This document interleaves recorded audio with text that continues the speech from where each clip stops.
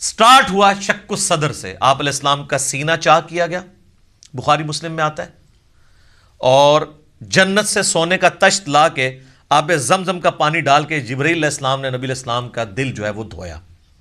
Number 2، آپ صلی اللہ علیہ وآلہ وسلم کو، چونکہ آپ مکے میں تھے، ابھی مدینہ آپ نے جانا تھا، راستے میں ایک شہر میں اتارا گیا اور جبرائیل نے کہا کہ یہ طیبہ ہے، مدینہ، جو آپ کا مسکن عنقریب بننے والا ہے ہجرت کے بعد۔ حضور کو اس وقت تک نہیں پتا تھا کہ یہاں سے تو میری دعوت جو ہے وہ ایسی لانچ ہوگی کہ رومن اور پرشین امپائر بھی کچھ نہیں جائیں گی۔ نمبر 3، پھر آپ کو کوہ طور پہ لے جایا گیا، انبیاء کے مقامات پہ، سب سے پہلے نبی علیہ السلام کا اپنا مسکن، اس کے بعد پھر طور سینا کے اوپر، اور کہا گیا کہ یہ وہ ہے جہاں پہ اللہ تعالیٰ نے حضرت موسیٰ علیہ السلام سے کلام کیا تھا۔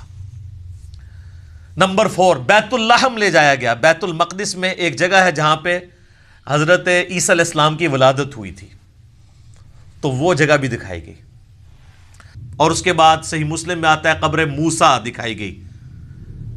نبی علیہ السلام کہتے ہیں میں نے سرخ ٹیلے کے پاس موسیٰ علیہ السلام کو ان کی قبر میں نماز پڑھتے ہوئے دیکھا، اور اگر میں گزروں میں تمہیں وہ قبر بھی دکھا سکتا ہوں۔ وہ قائم یصلی فی قبری، وہ کھڑے اپنی قبر میں نماز پڑھ رہے تھے، لیکن یہ معاملہ ہے برزخی، حیات انبیاء کے اوپر یہ ثبوت ہے، لیکن برزخی معاملہ۔ اس کے بعد آپ صلی اللہ علیہ وآلہ وسلم کو بیت المقدس میں انبیاء کی امامت کروائی گئی، 1,00,000 کے قریب پیغمبروں کو جمع کیا گیا، اور جبرائیل علیہ السلام نے کہا کہ آپ ان کی امامت کروائیں، یہ صحیح مسلم میں آتا ہے۔ اچھا، پھر دجال دکھایا گیا، یہ بھی آتا ہے بخاری مسلم میں، دجال بھی دکھایا گیا۔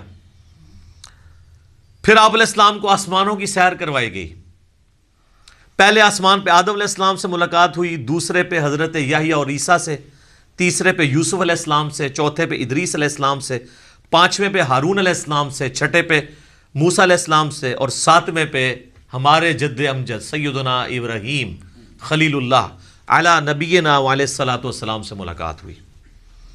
اس کے بعد آپ علیہ السلام کو جنت اور دوزخ بھی دکھائی گئی، ٹائم میں ٹریول کروا کے جو مستقبل کا وقت تھا وہ پہلے دکھا دیا گیا۔ لوگ کہتے ہیں ابھی تو لوگ دوزخ اور جنت میں پہنچے نہیں، تو حضور نے کیا دیکھا؟ بھئی اللہ نے وقت، اور آپ یہ دیکھ لیں یہ سب کچھ منظر کتنے زمانے میں طے ہوا ہوگا، لیکن ایک رات میں سب کچھ ہو گیا۔ صرف بیت المقدس اور خانہ کعبے کے درمیان جو فاصلہ ہے اس زمانے میں 40 دن کی مسافت تھی، وہی نہیں طے ہو سکتی تھی۔ اللہ اکبر۔ اسی لیے تو وہ آتا ہے نا المعجم الکبیر طبرانی کے اندر، اور دلائل النبوہ امام بیہقی کی کتاب کے اندر، اور کئی کتابوں کے اندر، کہ لوگوں نے آ کے حضرت ابوبکر کو کہا نا کہ تمہارا ساتھی تو یہ کہہ رہا ہے، کافروں نے چھیڑنے کے لیے، اور انہوں نے کہا اگر وہ کہہ رہے ہیں تو میں تصدیق کرتا ہوں۔ تو اسی پر آپ کا لقب صدیق رکھا گیا کہ آپ علیہ السلام کی تصدیق کرنے والے۔ اس کے بعد بیت المعمور دکھایا گیا، بخاری مسلم میں آتا ہے، 7ویں آسمان کے اوپر اسی خانہ کعبہ کی سیدھ میں ایک گھر ہے جس کا طواف فرشتے کرتے ہیں، بیت المعمور، وہ دکھایا گیا۔ اور سب سے بڑھ کے آپ کو سدرۃ المنتہا تک لے جایا گیا، یہ آخری حد ہے، زمین سے جتنی مخلوقات ہیں یا فرشتے ہیں وہ بھی سدرۃ المنتہا سے آگے نہیں جا سکتے، اس کا نام ہی ہے انتہا، مخلوق کی انتہا ہے۔ باقی لوگوں نے آگے کہانیاں بنا لی ہیں کہ جی نبی علیہ السلام سدرۃ المنتہا سے بھی آگے چلے گئے، بالکل جھوٹ ہے، یہ آپ کی انتہا تھی۔ اور سدرۃ المنتہا ہی پہ اللہ تعالیٰ کی ملاقات ہوئی اپنے محبوب علیہ السلام کے ساتھ، اور سورۃ النجم میں اس کا ذکر ہے، وہاں پہ اللہ تعالیٰ نے وحی بھی کی آپ علیہ السلام کو۔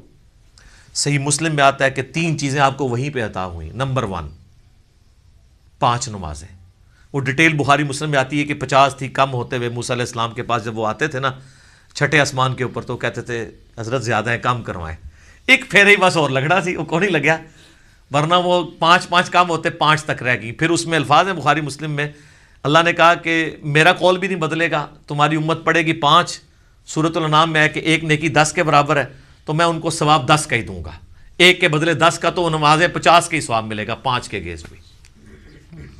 دوسرا تحفہ دیا گیا سورۃ البقرہ کی آخری 2 آیات، صحیح مسلم میں آتا ہے، آمن الرسول بما انزل الیہ من ربہ والمؤمنون۔ سر یہ 2 آیات وہ ہیں جو اس دنیا میں نازل نہیں ہوئی ہیں، آسمانوں پہ نازل ہوئی ہیں، آسمان سے آسمانوں پہ ہی، نبی علیہ السلام کے مبارک سینے پہ۔ اور صحیح مسلم میں آتا ہے کہ تیسری چیز جو آپ کو دی گئی ہائے ہائے کہ آپ کا جو کوئی امتی شرک نہیں کرے گا نا میں اسے معاف کر دوں گا. ہائے ہائے. تو اس کو تو سپورٹو پھر قرآن میں بھی آیت ہے انہ من یشرک باللہ فقد حرم اللہ علیہ الجنہ ومأواہ النار وما للظالمین من انصار. بے شک جو کوئی اللہ کے ساتھ شرک کرے گا اللہ اس گناہ کو کبھی معاف نہیں کرے گا, اس پہ جنت حرام ہے, اس کا ٹھکانہ دوزخ ہے اور وہاں اس کا کوئی مددگار نہیں ہوگا. حتیٰ کہ بخاری مسلم کی حدیث ہے کہ اللہ نے ہر نبی کو کوئی نہ کوئی دعا دی تھی, اس نے اس دنیا میں ہی دعا کر لی. حضرت نوح نے دعا کی, اس کی وجہ سے ان کی قوم ہلاک ہوگی. میں نے اپنی دعا چھپا کے رکھی ہے قیامت کے دن کے لیے. میں اس دعا سے اپنی امتیوں کے لیے شفاعت کی دعا کروں گا, اور میری دعا سے ہر میرے امتی کو نفع پہنچے گا سوائے اس شخص کے جس نے دنیا میں اللہ کے ساتھ شرک کیا ہوا. شرک is the most sensitive issue in the sight of Allah. اللہ اکبر. تو یہ 3 گفٹ آپ علیہ السلام کو ملے, 5 نمازیں, سورۃ البقرہ کی آخری 2 آیات, اور جو شرک نہیں کرے گا اس کی مغفرت.